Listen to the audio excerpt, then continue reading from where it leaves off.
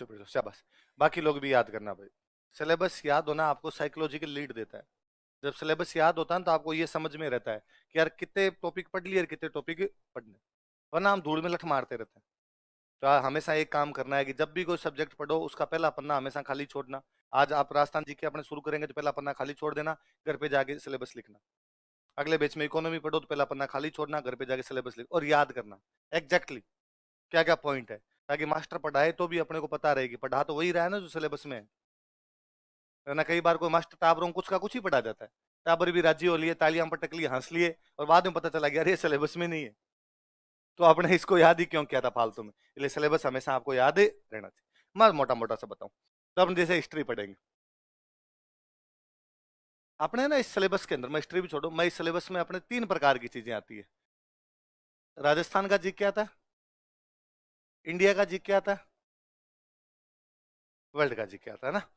5 basic subject है अपने, history, polity, economy, geography और साइंस। कौन कौन से 5 subject, history, polity, economy, geography और साइंस। ये 5 बेसिक सब्जेक्ट है। बेसिक सब्जेक्ट कहने का मतलब जो प्री में भी आएंगे और मेंस में भी आएंगे, जो प्री में भी आएंगे और मेंस। मतलब यदि कोई इन 5 सब्जेक्ट को बहुत अच्छे से पढ़ता है तो प्री तो पास है। तो यही है प्री का सिलेबस। और जिस दिन प्री का पेपर देता है तो शाम को उसको पता चल जाएगा मेरा प्री पास होगा कि नहीं होगा। आप अपना पेपर दे के आए, घर पे आके मिलाया, कट ऑफ लगभग लगभग पता चली जाती है, कोचिंग वाले बता देते हैं, आप खुद को ही पता चल जाए कितनी कट ऑफ जाएगी पेपर को देख के। अब मान लो कट ऑफ जानी है, मान लो 90 नंबर, और आपके पेपर में नंबर आ रहे 105, तो अपने को पता चल गया आपने कल से मेंस की तैयारी करनी है। यदि किसी ने 5 सब्जेक्ट बहुत अच्छे पढ़ रखे हैं, मेंस का पेपर होता है 800 नंबर का। कितने नंबर का होता है, उस स्टूडेंट के 350 तैयार है। कितने तैयार है, 70 70 नंबर के 5 सब्जेक्ट है, तो 350 तैयार है। इसका मतलब अब उसको केवल कितना पढ़ना है, 450 का पढ़ना है, इसके अलावा उसको पढ़ने की आवश्यकता नहीं। तो इसलिए ना ये तैयारी ऐसे कभी नहीं होती कि पहले प्री प्री पढ़ लें बाद में मेंस मेंस पढ़ लें। ये दोनों एक साथ है, ये प्री और मेंस दोनों। इसलिए कई बार स्टूडेंट पूछता है सर पहले प्री पढ़ूंगा मेंस पढ़ूं, दोनों पढ़। एक अकेली तैयारी इसके अंदर कुछ होती नहीं। आप केवल प्री प्री पढ़ेंगे ये भी घाटा है, आप केवल मेंस मेंस पढ़ते हैं ये भी घाटे घाटे की बात है। दोनों चीजें एक साथ पढ़ लीजिए। वरना आप केवल प्री प्री पढ़ते हैं तो प्री पास हो जाता है, लेकिन जिस दिन आप प्री शाम को बैठ के देखते हैं तो आपको लगता है आप मुझे कितने नंबर पढ़ने हैं, 800। अब आपको 800 करने, आपके एक साथी कितनी करनी है, 450। वो तो आगे है ना आपसे। और आरपीसी मान लो कई बार कह देती है लो तो हम 2 महीने में ही लेंगे मेंस, तो फिर वो बच्चे जो केवल प्री प्री करते हैं वो मेंस देते ही नहीं।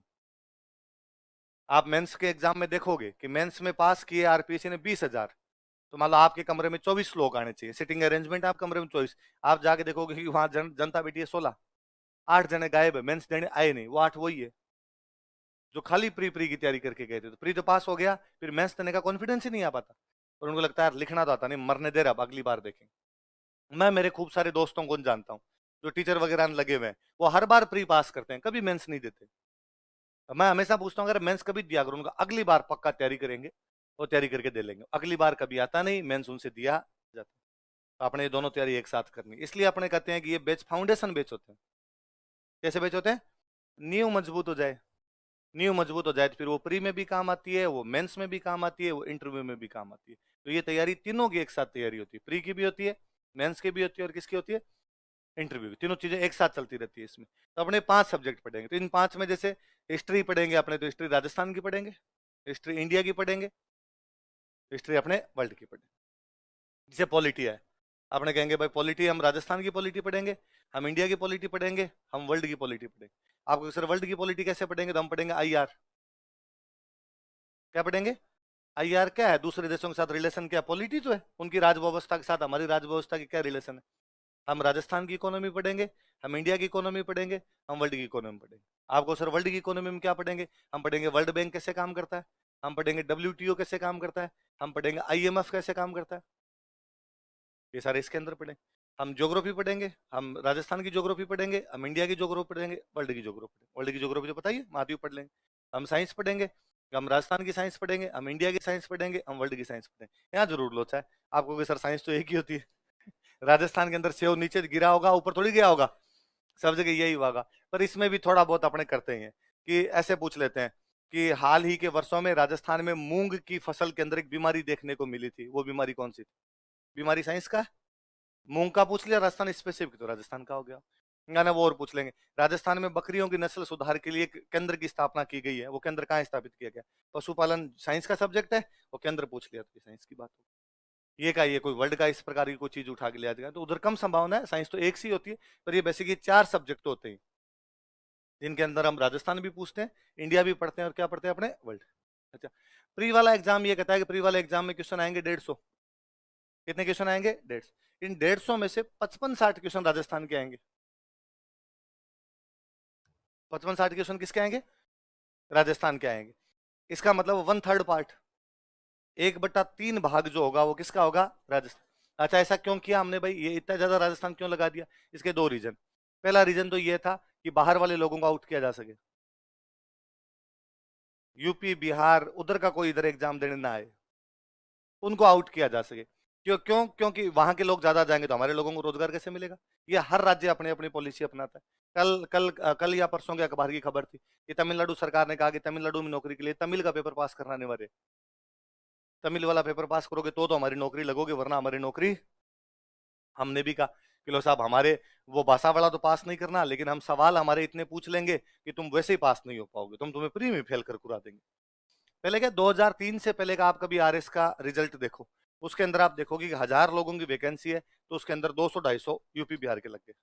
कारण था कि यूपी बिहार वाले लोगों में एक तो आईएएस की तैयारी का शुरू से ही हुआ करता था, वो आईएएस की तैयारी करते, सेम सिलेबस अपने आरएस का हुआ करता, उधर नहीं हुआ, इधर दिया, इधर उन लोगों के सिलेक्शन हो जाते। 2003 के बाद में अपने आरपीसी ने थोड़ा मोड चेंज किया, उसमें बेसिकली अपने एक चेयरमैन बने CR Chaudhary sir. CR Chaudhary एक चेयरमैन थे आरपीसी के, जो बाद में एमपी रहे थे नागौर से और केंद्र में मंत्री थे पिछली गवर्नमेंट में, 2014 वाली जो मोदी गवर्नमेंट थी उसके अंदर। तो सीआर चौधरी सर ने ये क्वेश्चन ऐसे पूछने शुरू किए कि यार आपने तो अपने राजस्थान के क्वेश्चन ज्यादा पूछ ली जाए, अपने राजा महाराजाओं के क्वेश्चन ज्यादा पूछ लिए जाए। तो अपने राजा महाराजाओं को पूछने शुरू किए, कुंभा कौन सा वाद्य यंत्र बजाता था? तो अब कुंभा को याद नहीं उसने कौन सा बजाया होगा, तो राजस्थान वालों को याद नहीं हो तो बाद में यूपी बिहार वालों को तो कैसे याद हो? पर यूपी बिहार वाले जीवड़ता के लोग हैं, वो यूं खूब पढ़ने में खूब माहिर होते हैं, वो पढ़ पुढ़ा गए। तो उन्होंने को राजस्थान जीके की एक आधी किताब उठाई, घोटे में मार लिए उसके, और सारे याद कर लिए, कुंभा नहीं कुंभा का बेटा और उसका पोता भी क्या क्या बजाता था वो भी उनको याद हो गया। तो आरपीसी को लगा यार मामला बिगड़ रहा है, तो आरपीसी ने चेंज किया और आरपीसी ने पूछने शुरू किए कि तेजा जी की घोड़ी घोड़ी का नाम क्या था, रामदेव जी के घोड़े का नाम क्या था? अब घोड़ी घोड़े बताओ देखे तुम। आते तो अपने वालों को भी नहीं थे, पर यूपी बिहार वालों को थोड़ा और डराया हमने, वो उन्होंने वो याद किए, तो हमने राजस्थान की ज्योग्राफी के सवाल पूछने शुरू किए। तो मैं हमेशा बताता हूँ कि 2012 का प्री था, तो 2012 वाला प्री मैं देने के लिए गया। तो मेरी उस समय तैयारी अच्छी थी, मैं 2010 वाला मेंस ही दे चुका था, उस समय प्री सेकंड ईयर में कोई प्री पास कर लिया था, तो वो मेंस दिया हुआ था मेरा। तो मुझे लगता था कि यार तैयारी अच्छी है इस बार तो। तब हमारे 2 पेपर हुआ करते, एक पेपर होता जीके का, एक पेपर होता सब्जेक्ट का। तो हम सबका कॉन्फिडेंस सब्जेक्ट पे होता है, ऐसा मेरा हिस्ट्री था, तो मुझे लगता है 100 सवाल आएंगे हिस्ट्री के, उनके अंदर से मैं 85 फाड़ गया हूँ कि ये सवाल इधर के उधर नहीं जाने दूंगा। ये ज्योग्राफी वाले को ज्योग्राफी में लगता है, पोल साइंस वाले को पोल साइंस में लगता है, जीके में 100 सवाल आते, तो उसमें हम सोच के जाते कि यार 50 तो ही जाएंगे, इतने ही करने, इससे ज्यादा अपने करने भी नहीं है। और मेरे 2010 वाले में भी पता नहीं 52 सवाल सही थे कितने से थे, तो मुझे लगता था यार 2010 में 52 तो कर ही लिए थे, इस बार 62 तो कर ही जाऊंगा, इससे ज्यादा अपने को जीके पढ़ने की आवश्यकता नहीं। पर मैं जब वो पेपर देने के लिए बैठा जीके वाला, तो मेरे को उसमें 70-72 सवाल तो यूं ही आ रहे थे। अब मैं उसमें जो पढ़ूं वही आए, जो पढ़ूं वही आ रहा सवाल। तो मेरे मन में 2 डाउट आए।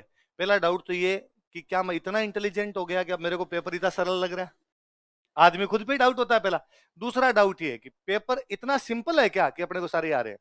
या तो अपने इंटेलिजेंट ज्यादा है या पेपर सिंपल है। यदि पहले वाली बात है तो बहुत अच्छी बात है, अपने इंटेलिजेंट, अपने सवाल सही होने चाहिए, 2 साल से तैयारी कर रहे हैं अब तो सही होने ही चाहिए अपने।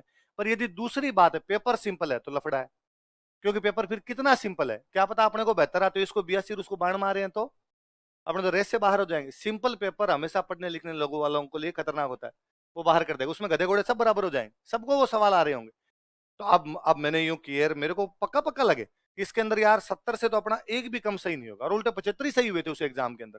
तो जैसे एग्जाम खत्म हुआ, मेरे पास में एक भैया बैठे, काफी सीनियर से भैया बैठे, तो मुझे लगा यार सीनियर आदमी, इनसे पूछे, इनके भी यदि इतने सही हो रहे हैं तो पेपर इसका मतलब ठीक है, और इनके ज्यादा सही हो रहे हैं इसका मतलब पेपर बहुत इजी था, अपने पिछड़ गए। तो मैंने भैया को कहा गया, अरे भैया आपका एग्जाम कैसा हुआ? भैया ने कहा कि बहुत ही खराब हुआ। तो ऐसे बोलते मैं समझ गया भैया ये तो यूपी के, अपने तो नहीं है।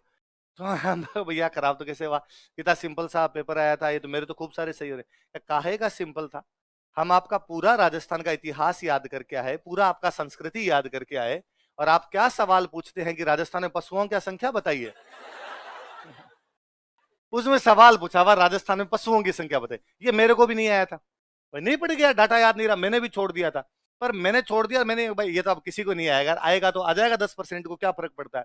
पर भैया में डर घुसा उस वजह से। और भैया ने कहा क्या क्या नहीं पढ़ के आए, हम पढ़ के आए तो पशु भी पढ़ के आए थे, हम पढ़ के आए आपका कौन सा भेड़ ज्यादा ऊन देता है, कौन सा गाय ज्यादा दूध देता है, पर आप संख्या पूछेंगे, आप घर घर गिन के आए तुम्हारे। मैं बड़ा राजी हुआ, मैंने आरपीसी थैंक यू बोला, थैंक यू आरपीसी। अगली बार इलाहाबाद के अंदर किसी बुक स्टोर पे खड़ा होकर बच्चा जब आरएस का फॉर्म मांगेगा कि आरएस का फॉर्म भरना है, और इन जैसे भैया खड़े रहेंगे तो ये उस दूसरे वाले को डराएंगे कि नहीं देना एग्जाम, उधर मवेशियों का संख्या पूछते हैं। ये तो फॉर्म ही नहीं भरेंगे। अब ये बड़ा काम ठीक है। फिर बीच में आरपीसी लगा, इन्होंने ज्योग्राफी भी याद करनी शुरू कर दी, तो आजकल आरपीसी पीछे पड़ी हुई है पॉलिटी की। और राजस्थान पॉलिटी के इतने टफ क्वेश्चन पूछती है, इतने टफ क्वेश्चन पूछती है, अपने को नहीं आते है ना। मतलब 10 क्वेश्चन आते हैं तो 10 में से अपने को 7 ही आते हैं, 3 उन्होंने कहां से पूछ लिए वो जाने, उनका राम जी जाने। वो जब पूछते हैं तब पता चलता है ये भी सवाल था, ऐसा भी कोई सवाल बन सकता है। तो अब अपने लोड लेना बंद कर दिया, अपने को समझ में आ गया बाहर वालों को डराने के लिए अपने लिए सवाल नहीं। वे सवाल जो सबको आते हैं आपके गलत नहीं होने चाहिए। यदि जो सवाल सबको आता आपका गलत हो गया तो वो नेगेटिव लेके जाएगा। जैसे कभी सिंपल क्वेश्चन आया कि भारत के प्रथम प्रधानमंत्री का नाम बताइए, और आप प्रथम पढ़ना भूल गए, आपको लगा भारतीय प्रधानमंत्री का नाम बताइए, और पहला ऑप्शन नरेंद्र मोदी था, आप नरेंद्र मोदी करके आगे। ये बाकी सबने प्रथम पढ़ा, वो जवाहरलाल नेहरू करके, आप करके क्या करके आगे नरेंद्र मोदी, ये 2 नंबर माइनस है। पर एक सवाल आया युगांडा के राष्ट्रपति का नाम बताइए, किसी को नहीं आता, आपको भी नहीं आता, कोई फर्क नहीं पड़ता। मैं कहता हूं आपको आता भी है तो भी कोई फर्क नहीं पड़ता। इसलिए मेरिट पे वे सवाल असर डालते हैं जो बाकी लोगों को आ रहे थे पर आपको नहीं आ रहे थे।